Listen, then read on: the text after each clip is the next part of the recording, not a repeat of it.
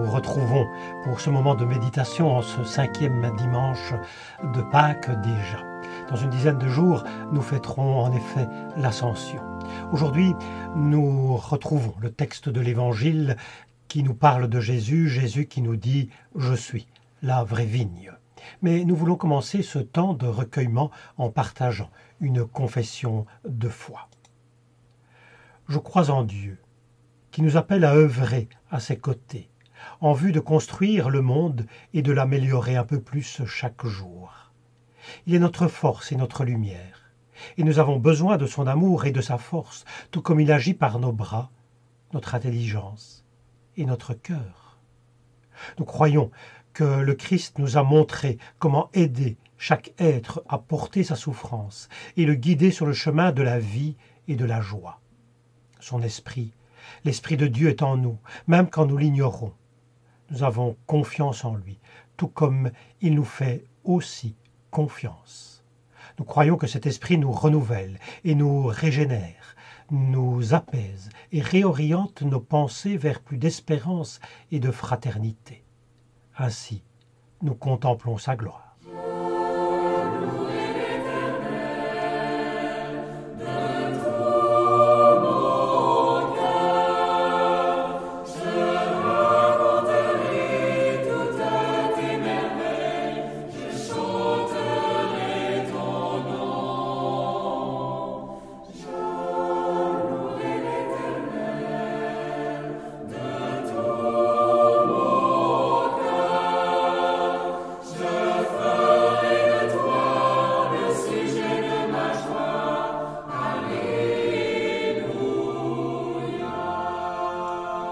Ce 5e dimanche de Pâques, nous faisons tout d'abord 2 lectures dans le Nouveau Testament et nous ajouterons encore la lecture de quelques versets d'un psaume par la suite. La première lecture dans la première épître de Jean au chapitre 3. « Mes enfants, n'aimons pas seulement en parole avec de beaux discours, faisons preuve d'un véritable amour qui se manifeste par des actes. Voilà comment nous saurons que nous appartenons à la vérité. Voilà comment notre cœur pourra se sentir rassuré devant Dieu.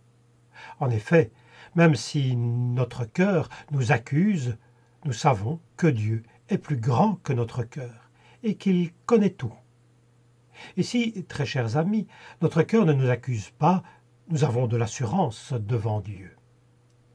Ce que nous lui demandons, nous le recevons de lui parce que nous obéissons à ses commandements et que nous faisons ce qui lui plaît. Voici ce qu'il nous commande, c'est que nous croyons au nom de son Fils Jésus-Christ et que nous nous aimions les uns les autres, comme le Christ nous l'a ordonné. Celui qui obéit au commandement de Dieu demeure en Dieu et Dieu demeure en lui. Voici comment nous savons que Dieu demeure en nous, c'est grâce à son Esprit qu'il nous a donné. Et nous faisons ensuite une seconde lecture dans l'Évangile de Jean, au chapitre 15, à partir du verset 1. « Moi, je suis la vraie vigne, et mon Père est le vigneron. Il enlève tout sarment qui, uni à moi, ne porte pas de fruit. Mais il taille, il purifie chaque sarment qui porte du fruit, afin qu'il en porte encore plus. Vous êtes déjà purs grâce à la parole que je vous ai dite. Demeurez unis à moi, comme je suis uni à vous. Un sarment ne peut pas porter de fruits par lui-même sans être uni à la vigne. De même, vous non plus. Vous ne pouvez pas porter de fruits si vous ne demeurez pas unis à moi. Moi, je suis la vigne, vous êtes les sarments. La personne qui demeure unie à moi et à qui je suis uni porte beaucoup de fruits, car sans moi, vous ne pouvez rien faire. La personne qui ne demeure pas unie à moi est jetée dehors comme un sarment, et elle sèche. Les sarments secs, on les ramasse, on les jette au feu, et ils brûlent. Si vous demeurez unis à moi, et que mes paroles demeurent en vous, demandez ce que vous voulez, et cela sera fait pour vous. Voici comment la gloire de mon Père se manifeste quand vous portez beaucoup de fruits et que vous vous montrez ainsi mes disciples.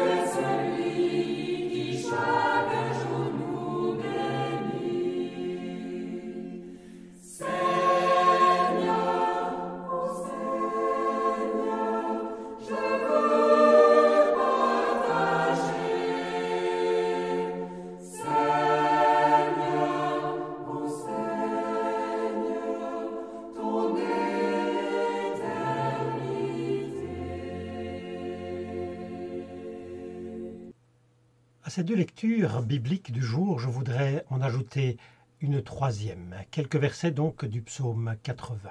S'il commence en parlant de Dieu comme d'un berger, il se poursuit à partir du verset 9 en parlant de vigne, une allusion au peuple d'Israël comme nous allons le voir. Nous rejoignons donc le thème du jour, Dieu vigneron, Jésus, le cep. Ô berger d'Israël, écoute, toi qui guides les tribus de Joseph comme un troupeau, toi qui as ton trône au-dessus des chérubins, manifeste-toi. Sous le regard de tes tribus, Éphraïm, Benjamin et Manassé, déploie ta puissance et viens nous sauver. Dieu, rétablis-nous, fais briller sur nous la lumière de ta face et nous serons sauvés. Tu as arraché d'Égypte une vigne, tu as chassé des peuples pour la replanter. Tu as fait place nette devant elle, alors elle s'enracina, occupa tout le pays. Elle couvrit les montagnes de son ombre, ses rameaux grimpèrent sur les plus grands cèdres, elle étendit ses sarments jusqu'à la mer et ses pousses jusqu'au fleuve. Pourquoi as-tu forcé sa clôture? Tu laisses les passants la piller? Le sanglier la ravage, les animaux sauvages viennent y brouter. Reviens, Dieu de l'univers, du haut des cieux, regarde, vois ce qui arrive, et interviens pour cette vigne. Protège ce que tu as toi-même planté, cet enfant que tu as fait grandir. Voyez de quel amour le Père nous a tous aimés. Voyez de quel amour le Père nous a tous aimés. Il nous a appelés ses enfants. Il nous a appelés ses enfants. Voyez de quel amour le Père nous a tous aimés. Voyez de quel amour le Père nous a tous aimés. Il nous a appelés ses enfants. Notre texte de l'évangile du jour commence donc par cette affirmation de Jésus, « Moi, je suis la vraie vigne et mon Père est le vigneron ». Nous avons ici affaire à une figure de style utilisée par Jésus qui commence par « je suis ». Il utilise cette figure de style pour faire comprendre qui il est, pour faire passer son message, expliquer la relation qui l'unit à ses disciples, la relation qui l'unit de son vivant et pour toujours. Remarquons que c'est une figure de style très utilisée dans l'évangile de Jean. Déjà, elle est placée dans la bouche en fait de Jean-Baptiste pour dire qui il est, lui aussi.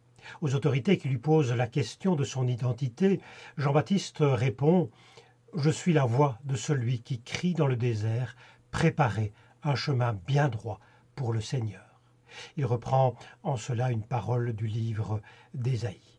Jésus de l'évangile de Jean donc utilise abondamment cette figure de style. Par exemple, le chapitre 6 de l'évangile de Jean tourne en partie, en tout cas autour de deux affirmations de ce type. Deux affirmations en « je suis ». Tout d'abord, « je suis le pain de vie ». Et ensuite, au verset 38, « car je suis descendu du ciel, non pour faire ma volonté, mais la volonté de celui qui m'a envoyé. » Jésus s'identifie à, on pourrait dire, un objet, le pain de vie, qu'il complète donc par un adjectif, et puis il s'identifie à une action. Je suis descendu du ciel. Plus loin dans l'Évangile, il dira aussi « Je suis la lumière du monde ». Il s'identifiera encore aussi au célèbre chapitre 10 qui porte sur Jésus berger. Il s'identifie tout d'abord à la porte de la bergerie. Je suis la porte. Ensuite, il dira « Je suis le bon berger ». Nous voyons au chapitre suivant aussi Jésus qui dit « Je suis la résurrection et la vie ». Nous ne sommes plus ici dans l'ordre de l'objet, bien entendu, mais Jésus qui s'identifie à des actions aussi. Et puis, il terminera encore au chapitre 14 par une triple affirmation de ce type « Je suis le chemin, la vérité et la vie ».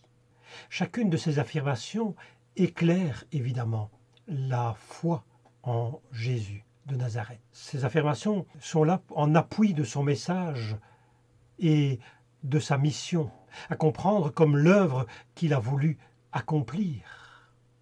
Ces affirmations éclairent aussi sur son identité et la façon dont les disciples, ici le rédacteur de l'Évangile, a compris la personne de Jésus. Il me semble qu'aujourd'hui, chacune de ces expressions peut être utilisée comme confession de foi à l'égard de Jésus. Oui, je crois, par exemple, qu'il est la lumière du monde. Son message éclaire le monde, éclaire les relations qui devraient être entre les êtres humains notamment. Oui, je crois que Jésus est le pain de vie. Le pain, c'est la nourriture. La parole de Dieu sert de nourriture spirituelle aux hommes, et pas seulement d'ailleurs qu'à ses disciples proches. C'est pour tous les êtres humains. Et l'on pourrait continuer ainsi pour chaque affirmation et les développer. Chacune de ces formules en « je suis » peut être, me semble-t-il, reprise pour confesser la foi en Jésus de Nazareth, c'est-à-dire réfléchir sur ce qu'il a apporté au monde et dans nos vies. Mais à côté de ces figures de style utilisées par Jésus, relevons trois autres images qui apparaissent dans cette parabole, cette espèce de parabole, la vigne, le sarment et les bons fruits. Et comme dans une allégorie, posons-nous la question de leur correspondance, ce qu'ils représentent, ce que ces éléments de cette espèce de parabole visent, ce que ces éléments désignent.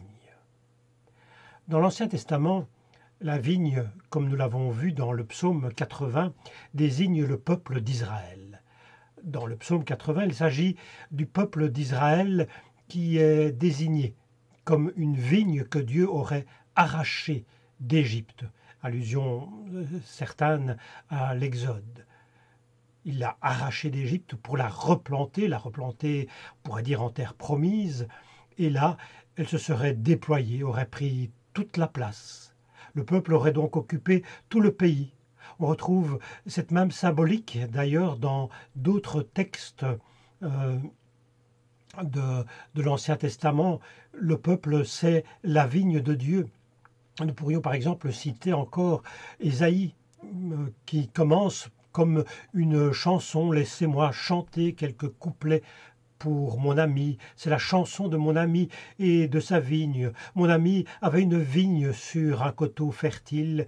Il en avait travaillé la terre, enlevé les pierres. Il y avait mis un plan de choix, bâti une tour de guet et même creusé un pressoir. Il espérait que sa vigne produirait de beaux raisins, mais elle n'a rien donné de bon.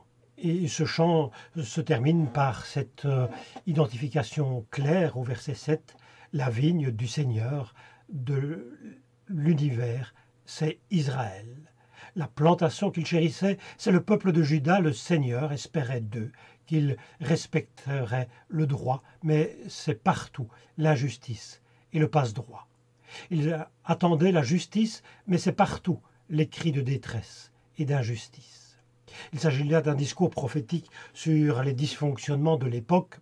Nous ne relevons pas cela ici, nous ne relevons donc que cette symbolique. Dieu est le vigneron, le peuple est la vigne. Nous retrouvons donc quelque chose de semblable dans le texte de l'évangile du jour. Ici, Jésus s'identifie à la vigne. On comprend d'ailleurs, en lisant l'espèce de parabole, que Jésus s'identifie au cep, au pied de la vigne. La version seconde l'avait traduit d'ailleurs de cette façon-là. Je suis le vrai cep et mon Père est le vigneron. Dieu est le vigneron, Jésus le pied de vigne et ses disciples les sarments. Nous pouvons comprendre Dieu est le vigneron et Jésus et ses disciples, Jésus et son peuple, en quelque sorte, forment la vigne. Dans le christianisme, on le pensera comme le nouveau peuple de Dieu, mais cela n'exclut en rien, bien évidemment, l'ancienne figure vétérotestamentaire qui reste d'actualité. Qui sont les serments? Le cep, on l'a dit, c'est Jésus. Par évidence, on considéra que ce sont tous les disciples de Jésus. C'est ce que semble dire le texte, les disciples de cette époque, comme ceux de tous les temps. Nous le comprenons aisément de cette façon-là. Et petite remarque entre parenthèses, petite remarque d'attention, il est question dans le texte de sarments rejetés. N'oublions pas, en lisant l'Évangile, le contexte polémique de l'époque de Jésus et de et l'époque de la rédaction des évangiles.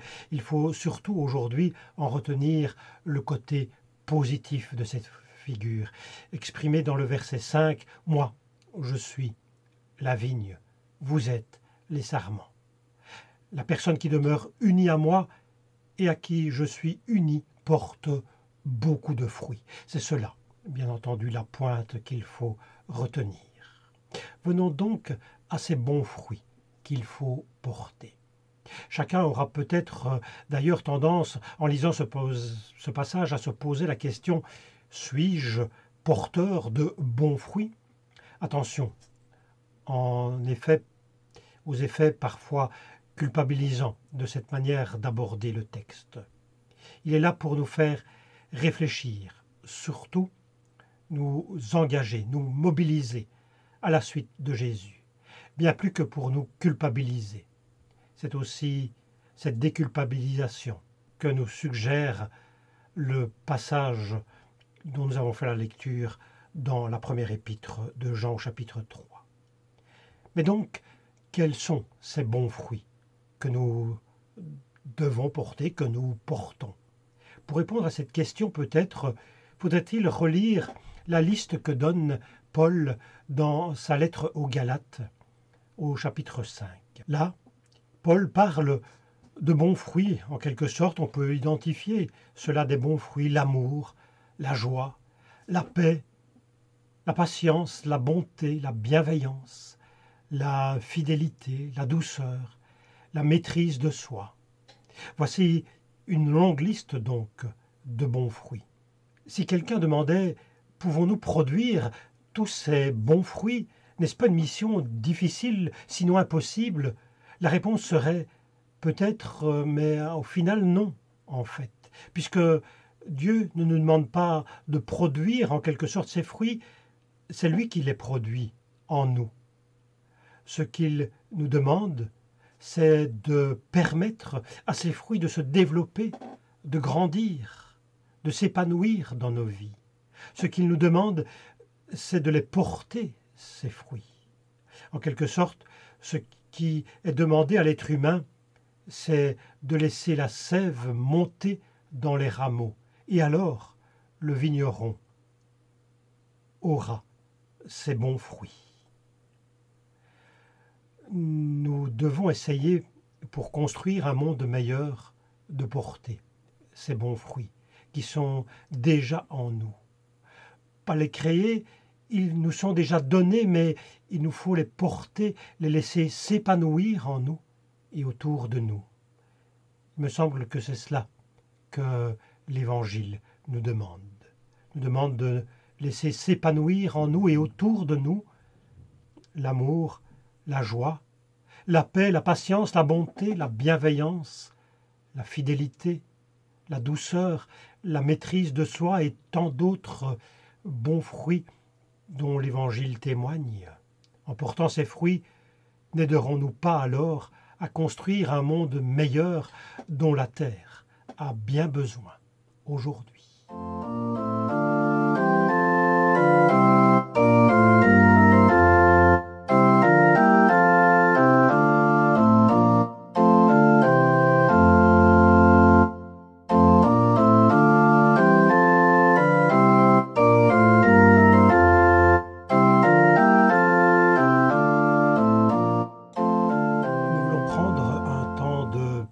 Et pour ce faire, je vous propose un texte inspiré par le 1er mai. Je trouve intéressant de le faire aussi en ce jour qui suit cette fête de la société. Il s'agit d'une prière de Jean-Paul Hofstadter, une prière qui s'intitule « Envoie-moi comme ouvrier ». Elle a des accents lointains aussi avec la méditation que nous avons faite. Seigneur, je te rends grâce de m'avoir créé actif et serviteur dans ta création. Je te rends grâce pour le labeur des femmes et des hommes qui, jour après jour, produisent les services et les biens nécessaires à la vie. Je te rends grâce pour les relations et les liens que le travail permet de tisser, pour la participation à une œuvre commune qui transforme et humanise le monde, pour les richesses qu'ils permettent de produire et de partager. Garde-moi de faire du travail une idole ou une drogue, de me laisser emporter par les sirènes du profit et du pouvoir. Je te prie pour les femmes et les hommes sans emploi, ou qui souffrent de leurs conditions de travail. En ce jour du 1er mai, donne-moi les forces nécessaires pour m'engager avec d'autres dans les défis que posent l'économie, la justice sociale et l'urgence écologique. Dans l'espérance et la joie du monde qui vient, envoie-moi comme ouvrier dans ta production. Amen. Et nous voulons poursuivre cette prière en chantant « Seigneur, fais de nous des ouvriers de paix ».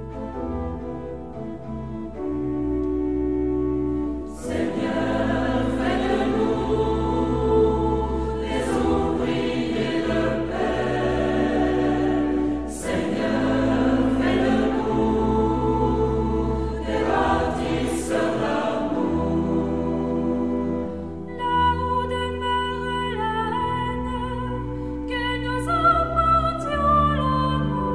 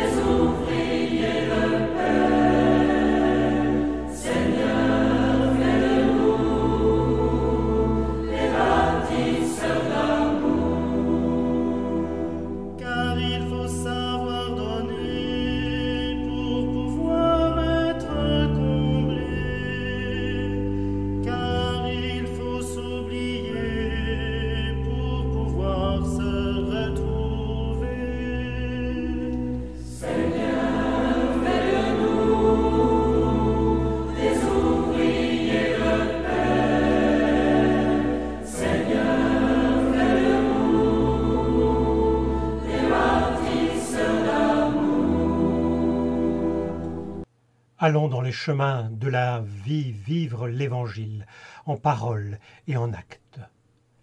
Ayons le souci de la justice, de l'amour et de la paix. Allons avec cette idée de rencontrer Jésus-Christ vivant. Que sa grâce, l'amour de Dieu et la communion du Saint-Esprit soient avec nous dans ces chemins de la vie. Que la grâce